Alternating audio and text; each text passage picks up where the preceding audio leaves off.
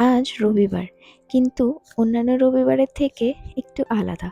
কারণ আজকে আমার গিনির জন্মদিন। কিভাবে যে ২ বছর কেটে গেল আমি টেরই পেলাম না। তবে আমার আজও মনে আছে যে কি কষ্ট করে সেই দিন আমি গিনিকে জন্ম দিয়েছিলাম। কিন্তু আমি এটা ওকে কোনোদিনই বলতে চাই না যে আমি তোমাকে অনেক কষ্ট করে জন্ম দিয়েছি। কারণ ওকে যদি জন্ম না দিতাম, ও যদি আমার জীবনে না আসতো, সেই জীবনটা না আরও কষ্টে ভরে যেত। পৃথিবীতে এমন অনেকেই আছেন যারা মা হতে চান, তবে হতে পারছেন না। সে যে কি এক কষ্ট তা বলে বোঝানো যাবে না।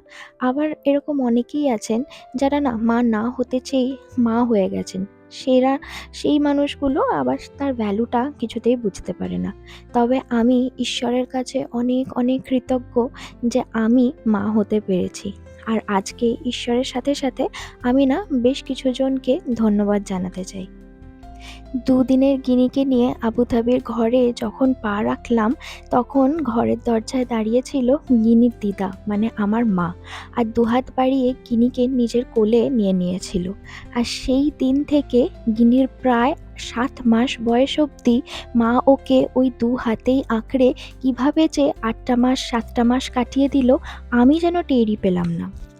গিনি কখন খাচ্ছে, কখন ঘুমাচ্ছে, কখন উঠছে, কখন পটি করছে, কখন সেটা পরিষ্কারও হয়ে যাচ্ছে, আমি বোধহয় তার ২০% জানতে পারতাম। বাকি ৮০% গিনির ৭ মাস বয়স অবধি আমার মা সবটুকুন করেছে। আর আমার মা যে এই করতে আসতে পেরেছে, এর পেছনে ছিল গিনির মাসি, মানে আমার দিদি। ও বলেছিল মাকে যে, "ঠিক আছে, এ পাশটা আমি এসে সামলে দিচ্ছি, তুমি যাও বোনের কাছে।"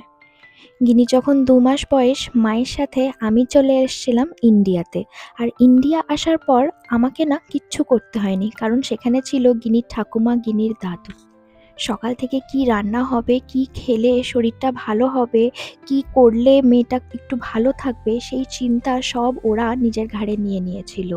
সকাল থেকে বাজার করতে যাওয়ার ছিল পাপার দায়িত্ব, রান্না বান্নার দিকে থাকতো মনি, যে কি খাবি বল, এত কষ্ট করে তুই এত সুন্দর একটা আমাদের উপহার দিলি, এবার আমাদের পালা তোর যত্ন নেওয়ার।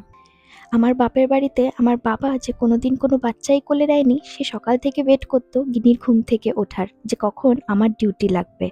আর সাথে আমার পিসি দিদা, যে কিনা হাঁটতেই পারে না, বসে থাকতো গিনিকে বুকে ধরে, গিনি যাতে একটু বেশিক্ষণ ঘুমাতে পারে। আর সবশেষে যার ব্যাপারে বলতে গেলে সব আমার শব্দই ফুরিয়ে যাবে, সে হচ্ছে গিনির বাবা, মানে রানা। ওর যে আমার পাশে থাকাটা, সেটা কনস্ট্যান্ট। সেটা নিয়ে আমি বেশি কিছু বলতেই চাই না, কারণ আমি বলতেও পারবো না। বাচ্চার জন্মের সাথে সাথে বলে মায়েরও নতুন জন্ম হয়, তাই মাকেও সেলিব্রেট করা দরকার। তাই আজকে আমি যাদের যাদের নাম নিলাম, আমি আমার মাতৃত্বটা সবার সাথে ভাগ করে সেলিব্রেট করে নিতে চাইছি।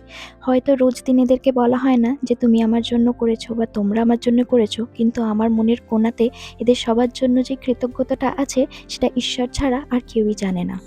যাই হোক, গল্প করতে করতে আজকে গিনির জন্মদিনের ছোট্ট ঘরোয়া আয়োজনটা তোমাদের সবার সাথে শেয়ার করলাম। আমার ছোট্ট গিনিকে তোমরা দুহাত ভরে অনেক অনেক আশীর্বাদ দিও, ও যেন সুমানুষ হয়।